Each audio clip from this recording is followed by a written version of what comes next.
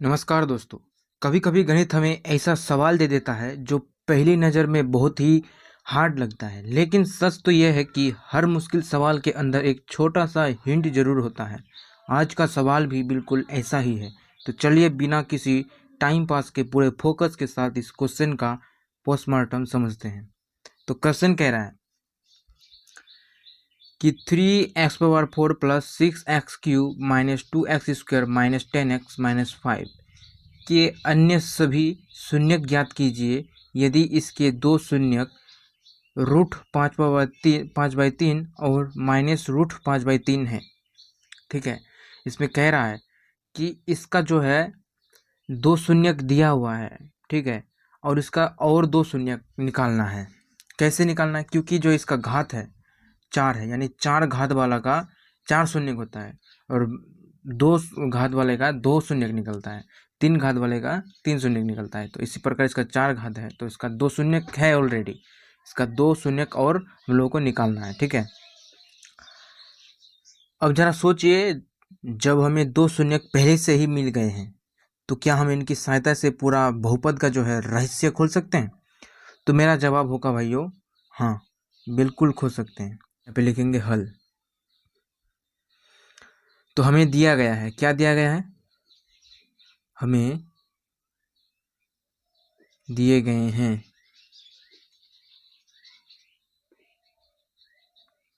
क्या दिया गया है? 2 शून्यक। हमें 2 शून्यक दिया गया है। ठीक है, तो पहला शून्यक क्या है? पहला शून्यक है रूट 5/3, उसके बाद माइनस रूट 5/3। 2 शून्यक हमें ऑलरेडी दिया हुआ है। तो हम अब क्या करेंगे कि ये जो 2 शून्यक है, जब इसका गुणनखंड हुआ होगा, तो पहले इसे समझिए कि जब इसका गुणनखंड हुआ होगा, ये जो बहुपद है इसका जब गुणनखंड हुआ होगा तो ये जो है इसको किस रूप में लिखा होगा? x = 5/3 और x = माइनस रूट 5/3, इस टाइप से लिखा होगा। तो इसको जो है, ये जो है प्लस में आया, बराबर के इधर आएगा तो किस में रहेगा? माइनस में। तो माइनस रूट 5/3। उसके बाद जो है इसमें क्या होगा, इसको ब्रैकेट में ले लेते हैं, उसके बाद इसमें हुई ब्रैकेट में, तो इसमें एक किस में आ जाएगा? प्लस में। तो ये जो है एक प्रकार का इस समीकरण बन गया। ठीक है, तो हम लोग जो है पूरा गुणनखंड निकालने के लिए कोशिश कर रहे हैं। तो ये जो है पूरा क्या हो गया? निकल गया। तो देखो, एक फॉर्मूला होता है, कौन सा फॉर्मूला? a - b, उसके बाद इनटू में a + b। तो a - b और इनटू में a + b इक्वल टू क्या होता है? अगर आप लोगों को फॉर्मूला याद होगा तो होगा a² - b²। तो जब इसका है x माइनस, यानी a के जगह में x है और b के जगह में रूट 5/3, तो हम क्या करेंगे कि इसके स्थान में, यानी -a, ठीक है, a - b इंटू में a + b, ये तो सेम है, लेकिन क्या किया है कि इसमें बराबर में a² कर दिया है और माइनस में b²। तो a में एक स्थान पर कौन है? x है। सबसे पहले इसको लिख लेते हैं, आप लोगों को समझाने के लिए हम इसको जो है लिखे हैं, किसको? ये जो है फार्मूला को। तो फार्मूला को आप लोग याद करते चलिए, और याद नहीं है तो कमेंट करके जरूर बताइए, आप लोगों को फार्मूला का भी सीरीज ला के देंगे पूरा। ठीक है, उसके बाद x प्लस रूट 5/3, तो इक्वल टू में क्या हो जाएगा कि x के जगह में a के जगह में x है तो x का स्क्वायर हो जाएगा। उसके बाद माइनस में b के जगह में कौन है? रूट 5/3। अब हो जाएगा इसका स्क्वायर। तो स्क्वायर रूट हमेशा क्या होता है? कट जाता है। तो x² माइनस में 5/3। ठीक है, इतना तो समझ में आ गया। अब क्या करेंगे कि ये जो है एक तरीके का क्या हो गया? गुणनखंड हो गया। ठीक है, बहुपद टाइप का हो गया ये। ठीक है, तो क्या करेंगे कि इसमें जो 3 है, इस 3 को हटाने के लिए जो क्या करेंगे, इसमें ये जो बहुपद है पूरा, इसमें क्या करेंगे कि इसको 3 से गुना करेंगे। ठीक है, तो यहाँ पर अगर आप लोग लिख भी सकते हैं या फिर नहीं लिखेंगे भी चलेगा, ठीक है। तो यहाँ पर एक्स स्क्वायर, उसके बाद क्या करेंगे कि -5/3, उसके बाद गुना करेंगे किससे, 3 से। जब 3 से गुना करेंगे तो 3 से 3 कट जाएगा और उसके बाद इससे गुना हो जाएगा, कितना आएगा, मतलब 3x², उसके बाद माइनस में 5, ठीक है। माइनस में कितना आ गया, 5 आ गया। ये जो है एक तरीके का एक गुणनखंड हो गया। अब क्या करेंगे कि ये जो गुणनखंड है, ठीक है, 3x² - 5 एक गुणनखंड हो गया। अभी इस गुणनखंड से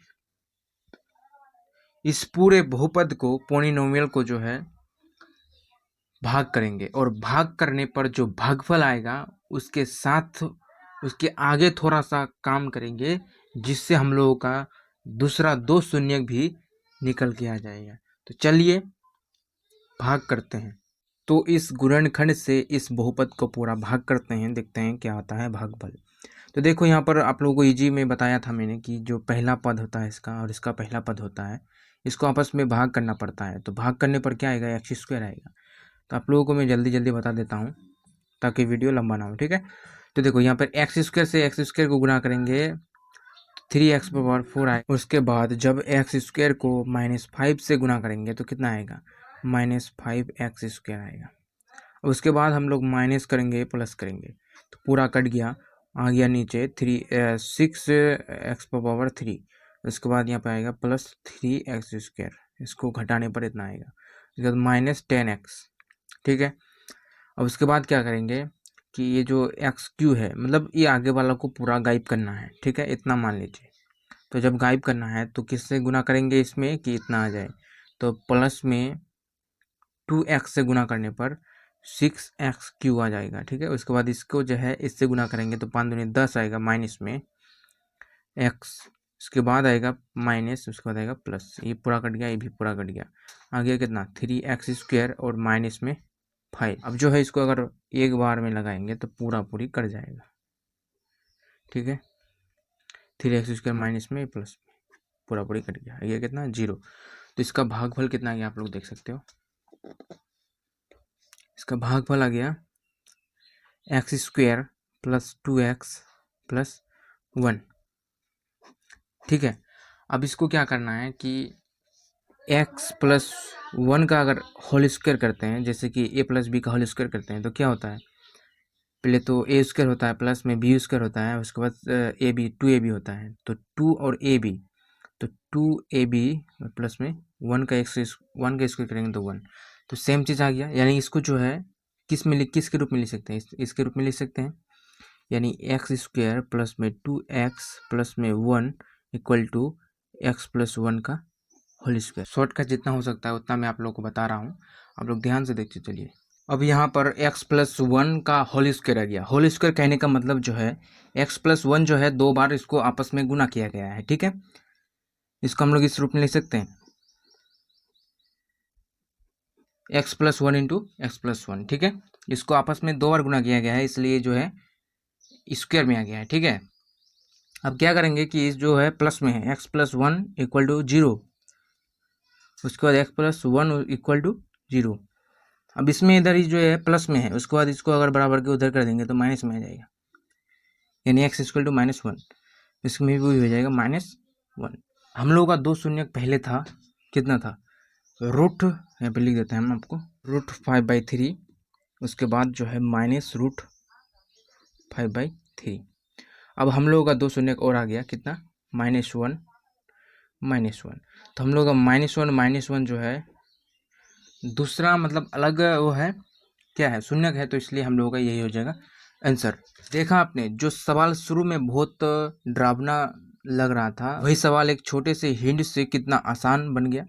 गणित हमें यही सिखाता है दोस्तों कि हर कठिन समस्या के अंदर जो है समाधान छुपा होता है, बस हमें उसे सही तरीके से ढूंढना होता है। अगर आप ऐसे ही आसान और मज़ेदार तरीके से गणित सीखना चाहते हैं तो वीडियो को लाइक करके चैनल को सब्सक्राइब कर लो, और अगर कोई डाउट या फिर कोई सजेशन हो तो कमेंट करके ज़रूर बताना, क्योंकि फोकस बोर्ड ही सफलता की असली चाबी है।